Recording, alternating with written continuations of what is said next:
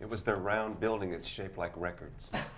No, it was the beginning of the momentum of the Beach Boy magic, and you know, local airplay for surfing bumped it. You know, something was in the air, and Capitol got interested. It was also there were rock and rollers, like for instance Elvis, Little Richard, Chuck Berry, the Everly Brothers a little bit, but the Beach Boys were like the first rock group to be very successful. Then came the Beatles, then came the Rolling Stones.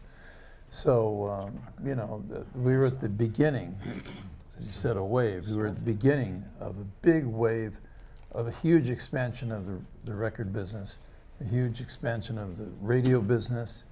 I mean, so we were just a part of the beginning of a big surge in the importance of the music industry.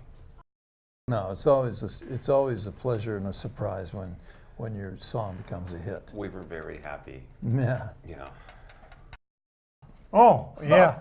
Yeah. We were sitting around this coffee table, me and some friends, and this guy said, "Hey, I brought the new Beatle album with me, called Rubber Soul." And I said, "Well, let's listen." And the more I listened to it, the more blown out I got, until it was all over. And I went right to my piano, started tinkering around, and I said, "I'm going to do an album just as good as Rubber Soul." Yeah. Do you know where you were when you heard that? What? You were at Terry Melcher's house with John Phillips, Right. and you, and me, and Terry, and some other people, Right. and Webster's. I remember. Flipped out. Rubber Soul went, oh my God. First album I heard that went front to back. You know, jeez. That's a good story. Anyway, but so my friend and I were copying Beach Boys songs, you know, note for note. It wasn't great, but it sounded okay. Anyway, I got to know the band. I gave advice on people to take Glenn Campbell's place, who was taking Brian's place, and I wound up coming out myself for a few days, and one thing led to another, and the album Summer Days, Summer Nights was beginning, and Brian so kindly gave me a vocal part to sing on California Girls. So that was, it's amazing. That was 1965, and he's still singing it. Still singing the same part. That's just one of the all-time home run Beach Boy recordings, if you ask me.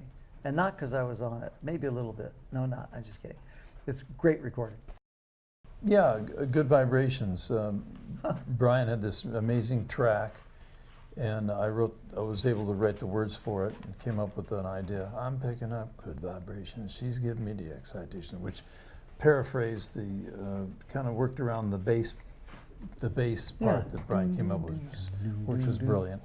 So that was an exceptional record. It went to #1 in England, I remember, and we were voted the #1 group in England in 1966, #2 being the Beatles, #3 the Rolling Stones. So that was a huge event for us.